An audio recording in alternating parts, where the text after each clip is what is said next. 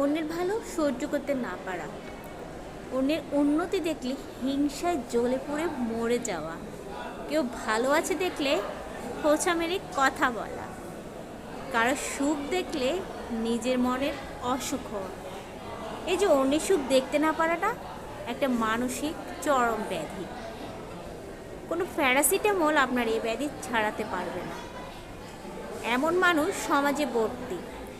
কেউ ভালো চাকরি পেল, কেউ ভালো করলো তার ক্যারিয়ারে, কিংবা কারো বাচ্চা পড়াশোনায় অনেক ভালো, কিংবা কেউ হায়ার স্টাডিজের জন্য বাইরে গেল। এসব শুনে আপনার আত্মীয় স্বজন কিংবা কাছের মানুষ বা পাড়া প্রতিবেশী বিনা কারণে জ্বলে পুড়ে ছারখার হয়ে যায়। আপনার এই ভালো লাগাগুলা তার একমাত্র খারাপ লাগার কারণ হয়ে দাঁড়ায়। কোনো কিছু না করেও আপনি তার হিংসার রোষানলে পড়েন। এমন মানুষ আছে কি আপনার পাশে? অবশ্যই আছে। আমি, আপনি কিংবা অপর কেউ, সবার চারপাশে এমন মানুষের অভাব নেই। দেখা গেল আপনি হয়তো ভালো একটা মন নিয়ে আপনার আনন্দের খবরটা তাকে জানালেন, কিন্তু সে জ্বলে পড়ে গেল। আপনার ব্যবসায়ের কিছু উন্নতি হলো, সে ভাবলো কিভাবে সম্ভব?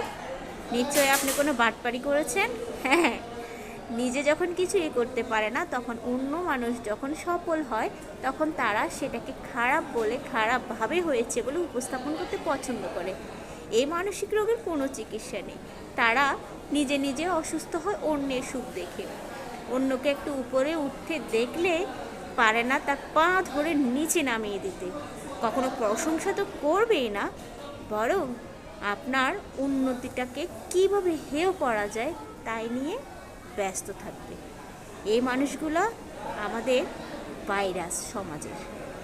রাখবেন, অন্য কেউ সফল হয়েছে, অন্য কেউ তার ক্যারিয়ারে অনেক বেশি সাকসেস হয়েছে, সে তার ব্যবসা উন্নতি করেছে, সে তার ফ্যামিলিতে অনেক সুখী, সে পড়াশোনায় ভালো করেছে, কিংবা সে সংসার জীবনে খুবই হ্যাপি।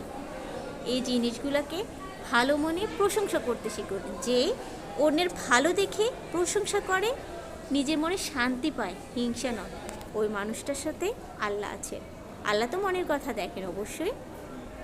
আপনি যখন অন্যের ভালো দেখে নিজে মনে প্রশান্তি পাবেন, আপনার ভালোটাও কিন্তু হবে। কিন্তু যখন অন্যের ভালো দেখে নিজে জ্বলে পুড়ে ছারখার হয়ে যাবেন, মনে রাখবেন শুধু ছাই পাওয়া যাবে, এর চাইতে বেশি কিছু নয়।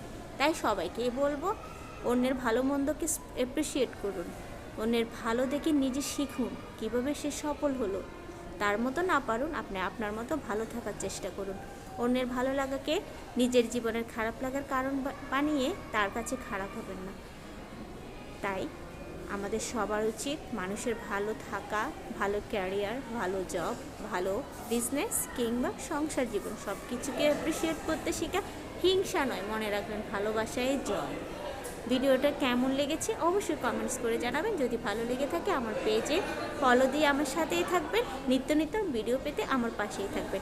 এতক্ষণ পর্যন্ত আমার বকবকারি শুকানোর জন্য সবাইকে অসংখ্য ধন্যবাদ। সবাই অনেক বেশি ভালো থাকুন। আজকের মতো বিদায় নিয়ে নিয়েছি।